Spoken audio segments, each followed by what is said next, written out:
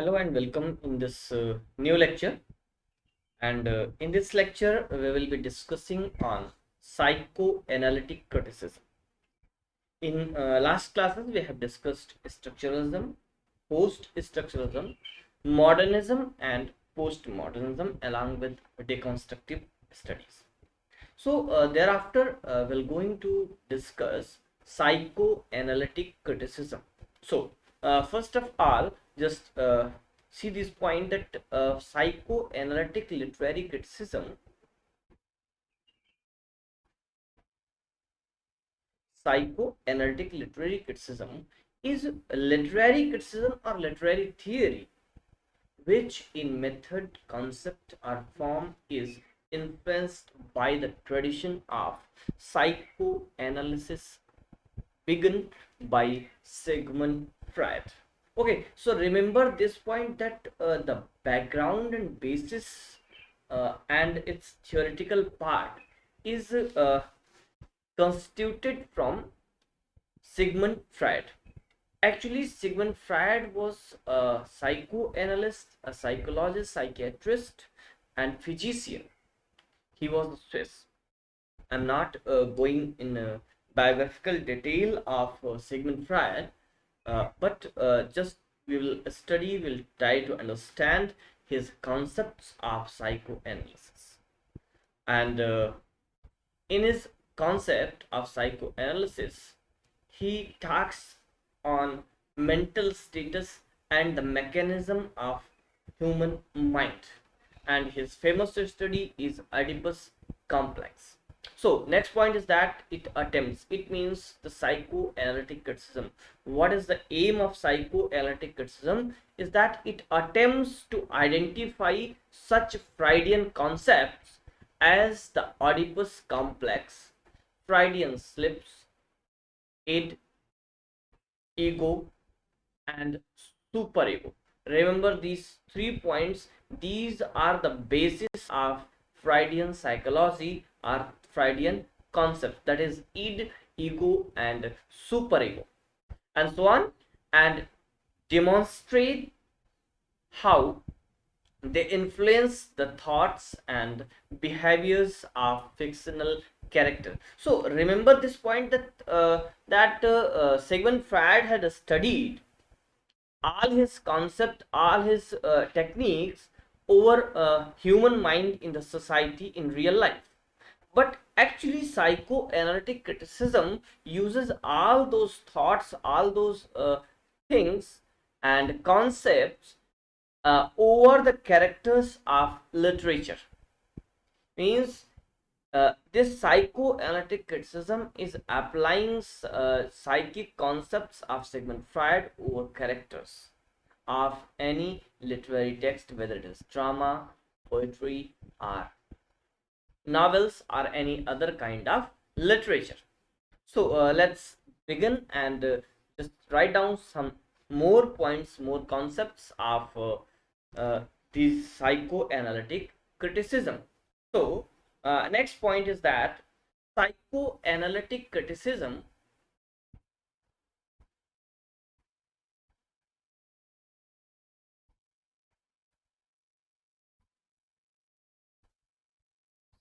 psychoanalytic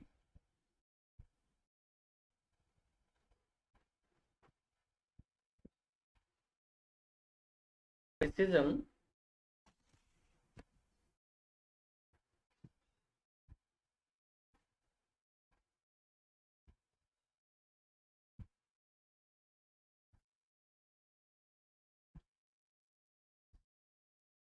psychoanalytic criticism is a form of is a form of criticism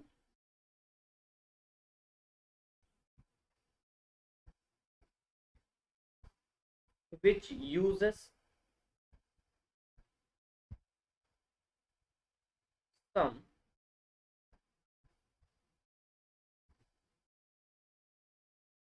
some of the techniques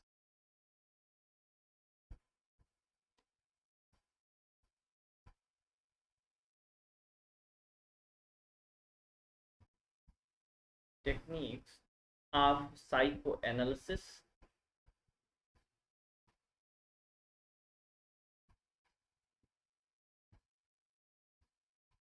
psychoanalysis in the interpretation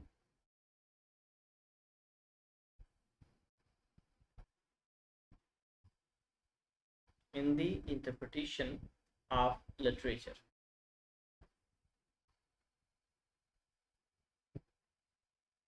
ठीक है, तो psycho analytic criticism क्या करता है, जो psycho analysis के कुछ इंटरप्रिटेशन के टूल्स हैं, साइको एनालिसिस के जो कुछ टूल्स हैं, उन टूल्स का यूज करता है किस लिए, जो लिटरेरी टेक्स्ट हैं, लिटरेचर है, उसकी स्टडी के लिए, उसकी एनालिसिस के लिए किन टूल्स का यूज किया जाता है, टेक्निक्स का यूज किया जाता है, वो tools and techniques psycho analysis में यूज होती हैं, और उसको यूज किसने किया, सिगमंड फ्राइड ने।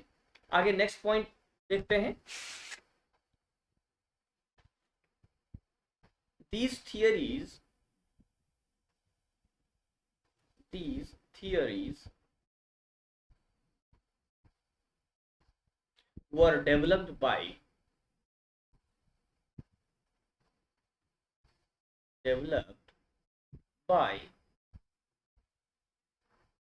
Austrian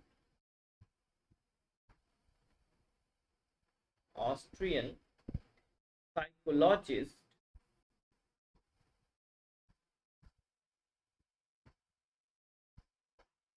psychologist Sigmund Freud. Sigmund Freud, हमेशा थोड़ा सा स्पेलिंग पर ध्यान दीजिएगा फ्राइड की,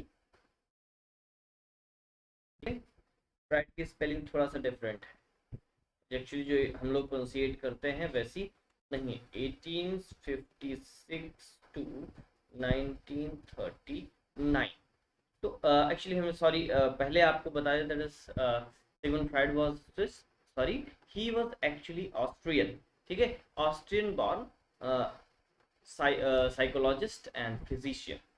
Okay, so he develops number of techniques for the treating mental patients, and these techniques were actually used by Sigmund Freud to study literature. So let's move ahead and go to his concepts, his key concepts. What are his concepts? That is, Freud presented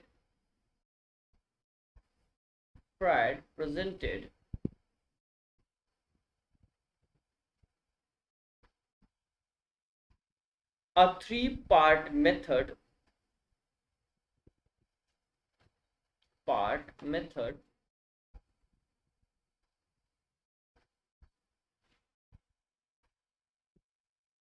या method के बजाय model लिखें then better होगा, three part model of psyche,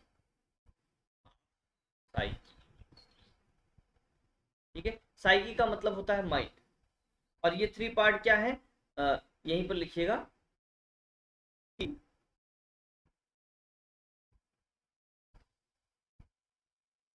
divided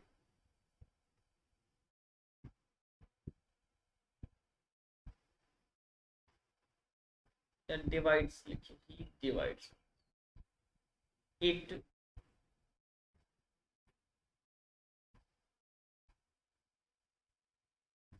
into,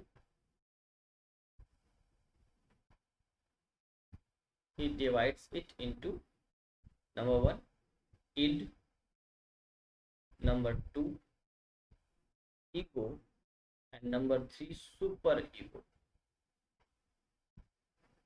ठीक है, ये three parts जो है इन्होंने बताए, और इन्होंने किसकी स्टडी की, देन ही स्टडीड या his concepts are based on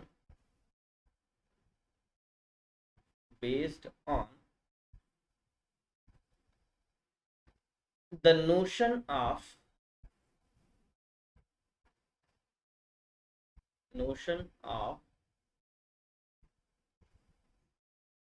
unconscious.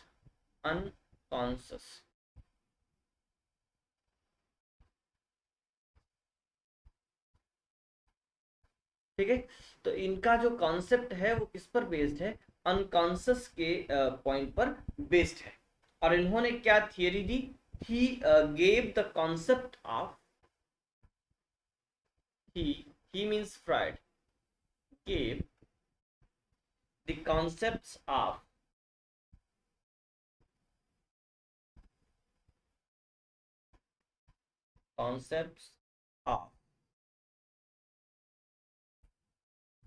जो इनके कुछ की कॉन्सेप्ट्स हैं, उन की कॉन्सेप्ट्स को हम लोग समझ लेते हैं कि क्या की कॉन्सेप्ट्स इन्होंने दिए थे। ठीक है, पहला जो कॉन्सेप्ट इनका जो सबसे फेमस कॉन्सेप्ट है वो है concept of Oedipus complex. Oedipus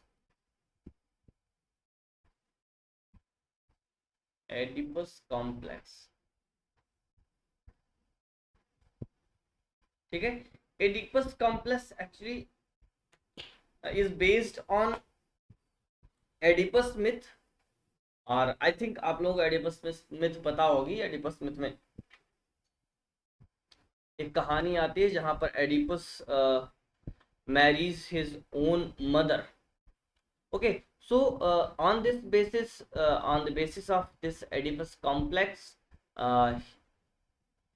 the Shakespearean play Hamlet is also analyzed, and it is analyzed that Hamlet himself has some instinct of love towards her mother. That's why he was unable to kill his uncle Claudius. So these are Oedipus complex. Actually, Oedipus complex is just uh, sexual attraction of a son towards his mother. ठीक है, तो Oedipus complex actually में क्या है, वो है किसी सन का उसकी मदर के लिए एक जो है अट्रैक्शन। ठीक है, and in this attraction the child starts feeling for his father as an opponent। ठीक है, वो एक अपोनेंट के रूप में जो है अपने फादर को देखना स्टार्ट कर देता है। ठीक है, इसके बाद नेक्स्ट जो कॉन्सेप्ट जो है फ्रायड देते हैं वो है libido. Second concept is the concept of libido. ठीक है, लिबिडो क्या है, इसके लिए कुछ एक बातें हम लोग यही लिख लेते हैं। That is the energy drive, the energy drive associated with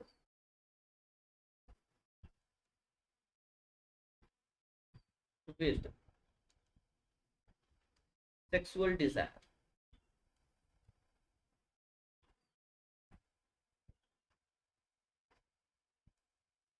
ठीक है, and other thing is that there is 3 stages of libido। ठीक है, क्या है, 3 stages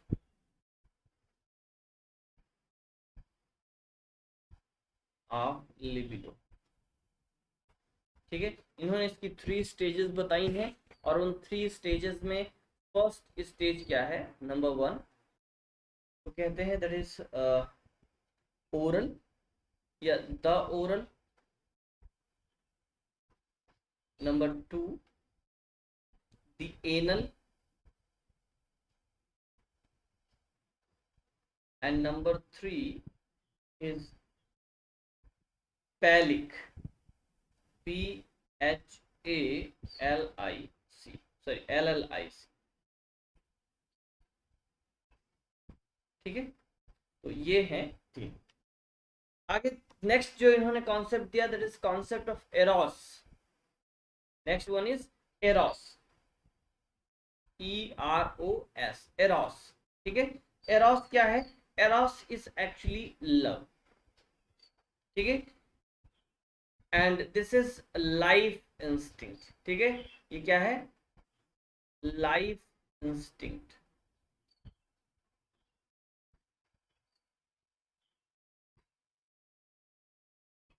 ठीक है, तो ये एरोस क्या है, Eros that is love, and this is life instinct, और इसका जो अपोजिट है वो थेनॉट्स है। ठीक, Eros and Thanatos, Eros and Eros का अपोजिट थेनाटोस, क्लियर। तो Eros, Eros that is love और life instinct, and is opposite it Thanatos, ठीक है। थेनाटोस इज एक्चुअली डेथ,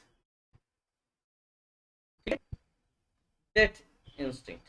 तो ये क्या है, the death instinct, the death instinct. ठीक, तो ये क्या है, डेथ इंस्टिंक्ट है, क्लियर। नेक्स्ट देखेंगे जो सबसे और अगला ये इंपॉर्टेंट कॉन्सेप्ट है, वो है the dream work, the dream work.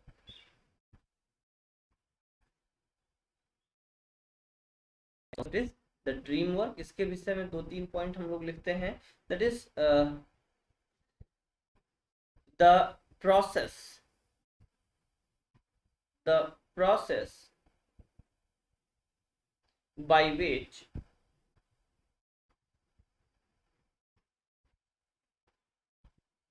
by which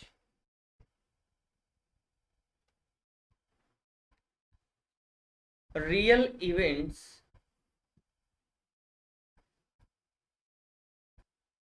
real events or desires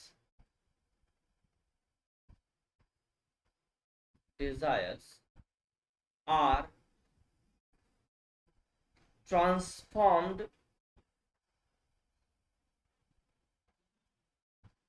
transformed into dream image,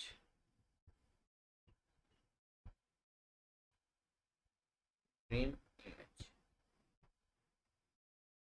actually ये जो ड्रीम वर्क है, ये जो कॉन्सेप्ट है, बेसिकली ड्रीम से रिलेटेड है और इनके इंटरप्रिटेशन ऑफ ड्रीम्स में आता है। फेमस वर्क है इंटरप्रिटेशन ऑफ ड्रीम। यहाँ जो है इन्होंने बताया कि जो ये ड्रीम वर्क है इज एक्चुअली द प्रोसेस, ये एक पूरा प्रोसेस है। और इस प्रोसेस में क्या होता है, जैसे कोई भी चीज हम लोग हमें डीप डिजायर है, हम उसके विषय में बहुत सोचते हैं, और दूसरी चीज, या फिर कोई चीज हमने रियल इवेंट देखा है, कोई एक चीज रियल में देखी जो कि हमारे दिमाग में अटक गई, दिमाग में हमारे बस गई, तो वो चीज क्या होती है, ट्रांसफर कर दी जाती है, ट्रांसपोर्ट कर दी जाती है इनटू आवर ड्रीम। वो हमारे ड्रीम के जो इमेजेस होते हैं, उस ड्रीम की इमेजेस में वो आते हैं। ठीक है, ये उन्होंने अपने इंटरप्रिटेशन ऑफ ड्रीम्स में कहा था, और इसके लिए उन्होंने दो चीजें बताई थी, तो यहीं पर लिखिएगा। इट इंक्लूड्स, इट इंक्लूड्स, ठीक है, क्या क्या इंक्लूड करते हैं। Number 1, displacement,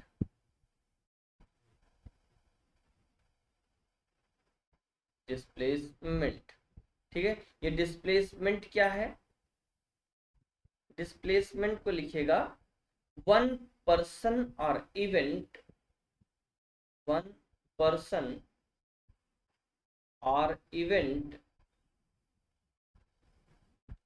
is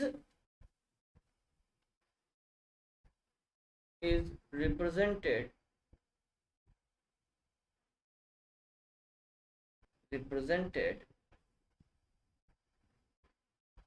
by another,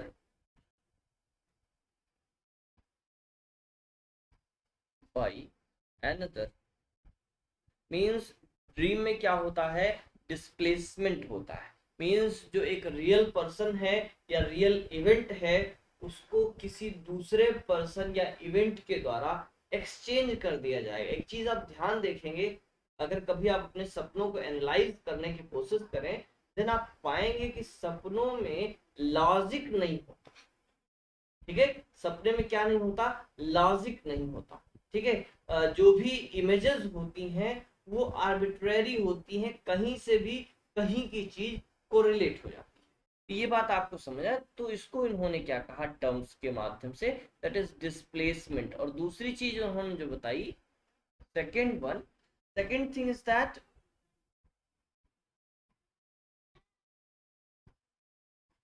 condensation.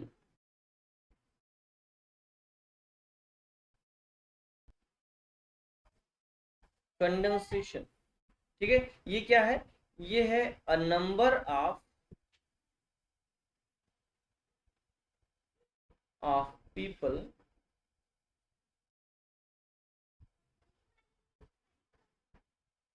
events or meanings, events or meaning,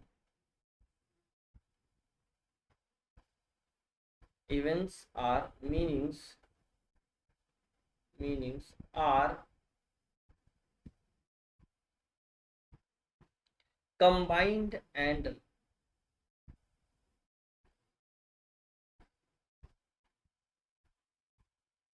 combined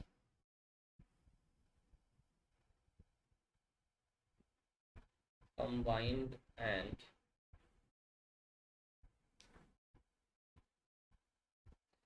represented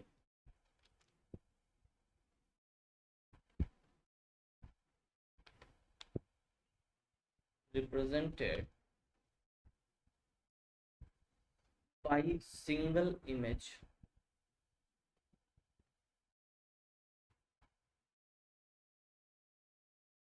single image in the dream, thematically in the dream। ठीक है। तो इन्होंने जो सबसे इंपॉर्टेंट चीज बताई, उन्होंने क्या कहा, दैट इज ड्रीम वर्क। और इन्होंने कहा क्या, ड्रीम वर्क में दो पार्ट हो गए। क्या? पहला हुआ डिस्प्लेसमेंट, दूसरा हो गया कंडेंसेशन। डिस्प्लेसमेंट क्या है? डिस्प्लेसमेंट एक्चुअली एक ऐसा पर्सन या इवेंट है। और कंडेंसेशन में इन्होंने बताया कि जो कोई पीपल है, कोई इवेंट है, या कोई मीनिंग है, वो क्या हो सकता है, कंबाइन हो सकता है। ठीक है। और वो सिमिलर टाइप ऑफ चीजें मिल करके, कंबाइन होकर के किसी एक पर्टिकुलर चीज से रिप्रेजेंट की जा सकती है। ठीक है। मतलब जो चीजें हैं वो कंबाइन हो सकती हैं, चेंज हो सकती हैं, मिक्स हो सकती हैं, आर्बिट्रेरी हो सकती हैं। बट जो हमारे लाइफ का इवेंट है वो जो है कहाँ से आएगा, निकल करके सामने आता है। ठीक है। अच्छा, ये चीजें थोड़ा सा आपको लाइन की नीचे नीचे की लाइन नहीं दिख रही होगी, यहाँ पर आप देख लीजिएगा, combined by and represented by single image in a dream. ये लास्ट लाइन आपको थोड़ा सा कम दिख रही होगी। ठीक है। इसको फिर से लिख लीजिएगा, पीडीएफ मिलेगा उसमें पूरा दिखेगा आपको। Single image in the dream, ये सिंपल सा है। आगे देखेंगे नेक्स्ट पॉइंट। आगे इन्होंने साइको एनालिटिक क्रिटिसिज्म के विषय में एक नेक्स्ट पॉइंट समझिएगा। इसको पहले लिख लेते हैं, समझिए। Psycho analytic criticism, psycho analytic, एक साथ में, analytic criticism explores the language,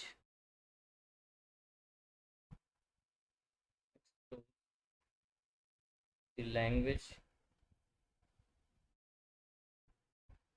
of the unconscious,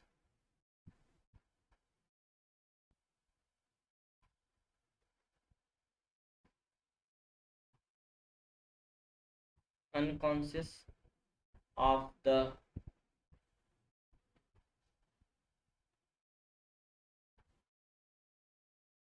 repressed and the hidden, and the hidden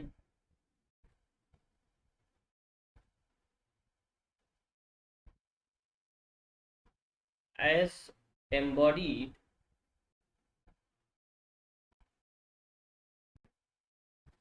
in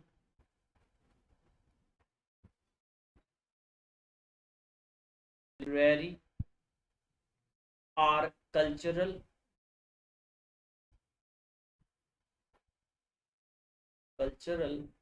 texts such as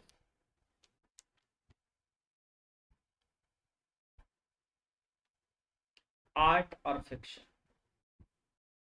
art fiction, ठीक है। मीन्स आर्ट के किसी भी फॉर्म में या फिक्शन में इन चीजों को समझा जा सकता है, ठीक है। आगे समझेंगे। विद पर्टिकुलर, यहीं पर आगे ऐड कर लीजिए, with particular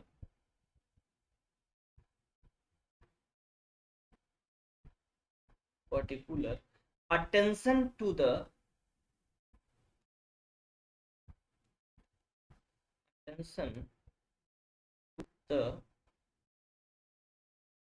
repression of sexuality, repression of sexuality and its desire।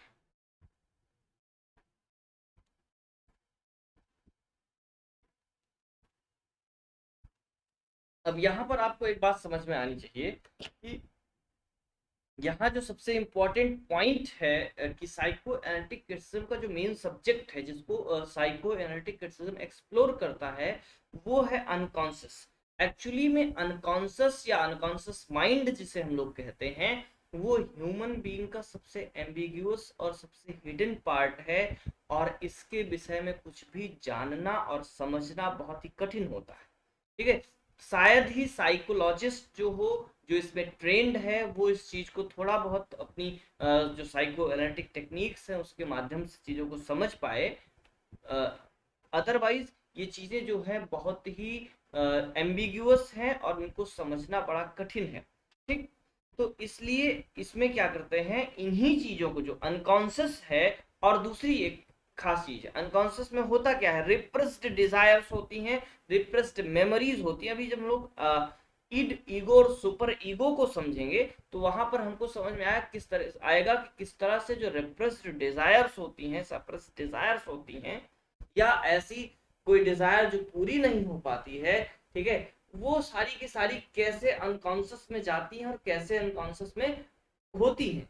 तो उनका जो है कहां पर स्टडी करते हैं, सोसाइटी में नहीं करते, कल्चरल और लिटरेरी टेक्स्ट में करते हैं, ठीक है। कल्चरल लिटरेरी टेक्स्ट से इनका यहाँ मतलब है कि आर्ट फॉर्म्स या फिर फिक्शन, ठीक है, आर्ट फॉर्म में या फिक्शन में, ड्रामा में, फिक्शन में, पेंटिंग में, ठीक है, म्यूजिक में, तो इन सब में ये किस चीज को फाइंड आउट करने की कोशिश करते हैं, they try to find out the unconscious of human being. जो अनकॉन्शियस माइंड में चीजें दबी हुई हैं उसको फाइंड आउट करने का एक तरीका है। इसमें आप आगे पाएंगे कि जो है जो फ्रायड ने टेक्निक यूज की, एक्चुअली इन्होंने एक साइको मेंटल डिजीज होती है जिसको जो है एक कई नामों से जानते हैं, उसमें आदमी को दौरे पड़ते हैं, इसको हिस्टीरिया कहा जाता है। तो हिस्टीरिया के इलाज पर इन्होंने काफी कुछ काम किया और हिस्टीरिया के लिए इन्होंने एक बहुत अच्छा इलाज सुझाया, दैट इज की narrating, means what had happened to the patient in the past time, let them narrate frequently, and doctor must play a role of a good listener, ठीक है। वो जो है डॉक्टर जो है उसकी उस नैरेटिव को जो उसके साथ पहले हैपन हुआ है उसको बहुत ध्यान से सुने और समझे। ये एक बहुत ही इम्पोर्टेंट जो है उन्होंने सजेस्ट किया, एक रेमेडी सजेस्ट की, और यहीं से इनका जो आइडिया हुआ अनकॉन्शियस का डेवलप हुआ वो डेवलप होता है, ठीक है। तो यहाँ से आगे हम लोग बढ़ते हैं तो नेक्स्ट जो हम लोगों का कॉन्सेप्ट आएगा वो आएगा ego, super ego and id. इसके विषय में हम लोग समझेंगे नेक्स्ट लेक्चर में और उसके आगे की चीजें हम लोग देयर आफ्टर डिस्कस करेंगे। यहाँ इस लेक्चर में इतना ही हम लोगों ने समझा, एक बेसिक इंट्रोडक्शन समझा कि ये साइको एनालिटिक क्रिटिसिज्म है क्या, इसका ओरिजिन कहाँ से है, इसका डेवलपमेंट कैसे हुआ और फ्राइडियन कॉन्सेप्ट्स क्या है, अब उन्हीं फ्राइडियन कॉन्सेप्ट में सबसे इंपॉर्टेंट और बड़ा कॉन्सेप्ट है जिसको कहा जाता है ईगो, सुपर ईगो एंड ईड। जो माइंड के तीन स्ट्रक्चरल पार्ट बताए फ्रायड ने, ये तीनों क्या होते हैं इस चीज को समझने के लिए हम लोग तीनों को अलग अलग समझेंगे, डिटेल में थोड़ा समझने की कोशिश करेंगे, ठीक है। तो हम लोगों को ये साइको एनालिसिस जो है ये अच्छे से समझ में आएगी। तो ईड, सुपर ईगो और ईगो, इसको हम लोग समझें। उसके बाद जो अनकॉन्शियस है, अनकॉन्शियस को किस तरीके से हम लोग समझने की कोशिश करते हैं वो भी इसी नेक्स्ट वीडियो में हम लोग समझेंगे। देयर आफ्टर हम लोग इस जो साइकोएनालिटिक थियरी है इसके अलग थियरिस्ट जो हैं, सीजे यूंग हैं, और इनसे रिलेटेड जो कॉन्सेप्ट हैं उनको भी हम लोग समझने की कोशिश करेंगे। तो इस लेक्चर में इतना ही। अगर आपका इससे रिलेटेड कोई क्वेश्चन होता है तो उसको भी कमेंट में लिखें। और मैंने पहले भी आपको कहा कि जैसे आप लेक्चर देखते हैं तो अपना कोई एक ट्रेस छोड़ दें, एक छोटा सा कोई भी कमेंट लिख दें। आपका कमेंट लिख देने से हमें पता चलता है कि हाँ इस स्टूडेंट ने देख लिया और इसे कोई प्रॉब्लम नहीं है, कोई क्वेश्चन नहीं। और अगर आपका कोई क्वेश्चन है तो जनरली आप सिंपली कमेंट बॉक्स में ही लिख दें, क्योंकि मैं कमेंट सारे चेक करता हूँ कि अगर हाँ किसी का कोई क्वेश्चन है तो वहाँ पर्टिकुलरली ये हो जाता है कि हाँ इस लेक्चर से क्वेश्चन है, ठीक है, तो वहाँ उस रेफरेंस में हम आंसर दे लेते हैं। वैसे आप व्हाट्सएप पर भी क्वेश्चन लिख सकते हैं, आप कमेंट में भी क्वेश्चन लिख सकते हैं, ठीक। तो कमेंट में अगर क्वेश्चन लिखते हैं तो वो अदर स्टूडेंट्स को भी विजिबल हो जाएगा, वो भी देख करके उसको समझ सकते हैं। तो मिलेंगे नेक्स्ट लेक्चर में, तब तक के लिए धन्यवाद।